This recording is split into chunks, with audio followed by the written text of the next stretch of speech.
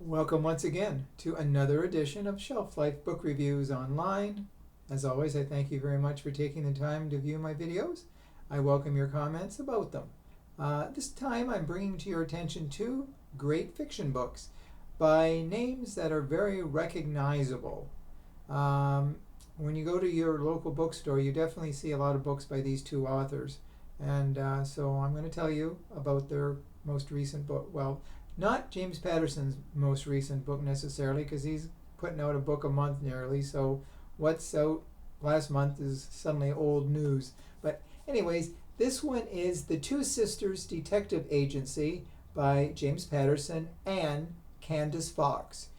It is published by Grand Central and it retails for $22.99. James Patterson is a writing machine. He's like the King Midas of the literary world. Everything he touches, book-wise, turns to gold. Almost every one of his books become top 10 bestsellers, and with good reason. He writes well, and he chooses excellent co-authors to complement his style. So he has written with Candice Fox before, I think 4 or 5 books in the past. She's an Australian writer who has done well on her own. The two work very well together. And in this book, which is obviously the first book of another new series, and I think he has about, 20 or 30 series of books, this one is definitely one you're going to look forward to after this first book. It involves a woman by the name of Rhonda Byrd. She is a public defender of juveniles who have gotten into crime. Now, Rhonda is a 260-pound attorney, and they constantly refer to her weight. She refers to her weight. People make fun of her weight, but she doesn't care. She's still a person, a go-get-em person. She doesn't care what people think. And so anyways, she finds out that her father, who lives in Los Angeles, has died. Now, she's estranged from her father. She hasn't had any contact with him for a long time. But she is asked to go to Los Angeles for the reading of the will. So she goes there, and she finds out she's not really left money, but she is left something else. A sort of sister. Actually, it's her stepsister, and her name is Barbara Ann Byrd, but she goes by the name of Baby. She's 15 years old, a precocious teenager who really does not work well with authority. When Rhonda tries to tell her things, Baby just basically almost thumbs her nose at her.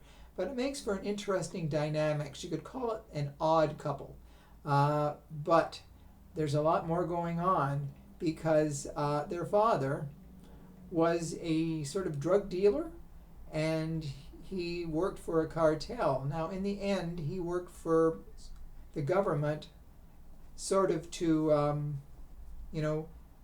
pinpoint the cartel and bring them down. But now the fact that he's dead, the cartel is after, not him, because he's no longer alive, but they're after the drug money that he made. And there is a bag full of money that Rhonda finds with what looks like millions of dollars, and it's come from the drug money. So they got to stay one step ahead of the cartel. But there's another interesting story going on involving a group of teenagers who target people who wrong them. That if they suddenly parked in their what they thought was their parking spot, they targeted them.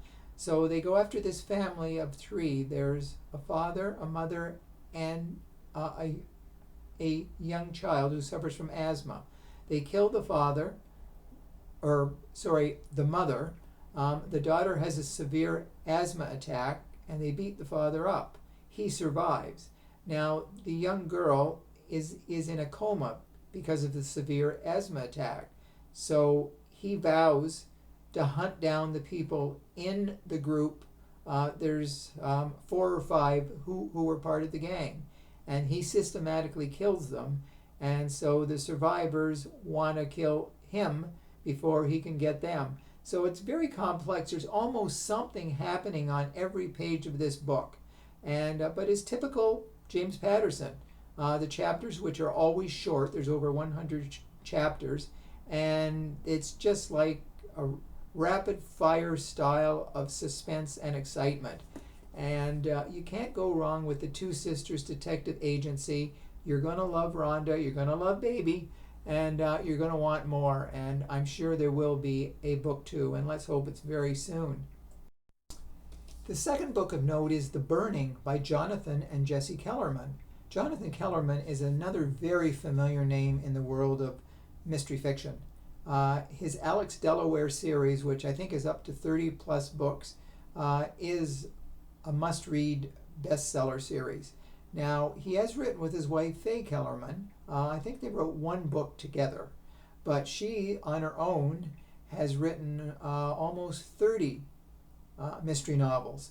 And with his son, Jesse, on his own, has written, I think, 4 or 5. Not as many as the mother, but they have written, Jonathan and Jesse have written several books in the past. They did have 2 a while back, called The Golem of Paris, I think, and The Golem of Hollywood, which I wasn't that keen about.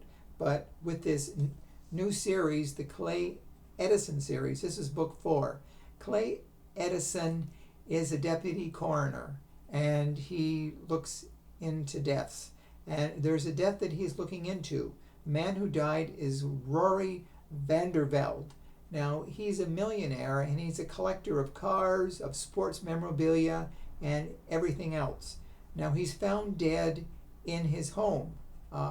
He obviously was murdered. The question is, why? Now, as Clay investigates, he finds in the garage a car, a green Camaro, classic car, and he checks a lot more closely, and he thinks, this looks like a car that his brother Luke owned. Well, after further investigation, he finds that is Luke's car. Now, what is it doing in the garage of a dead man? And when he tries to contact Luke, he's nowhere to be found. So the question is, did Luke have something to do with the death of Rory Vandervelde? That's the big question. And obviously, with Luke missing, Clay wonders, was he murdered? And, because he knew something about the murderers. So it's very complex. It's typical Jonathan Kellerman, mystery upon mystery upon mystery. And he does an excellent job of keeping us guessing as to what's happened to Luke, and will Clay find all the answers, or will those who killed Rory come after Clay if he gets too close to the truth?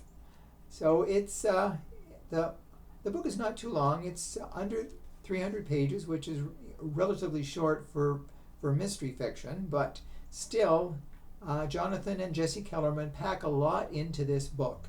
So if you're looking for a book where there's more questions and answers for much of the novel, then you will have a burning desire to read The Burning.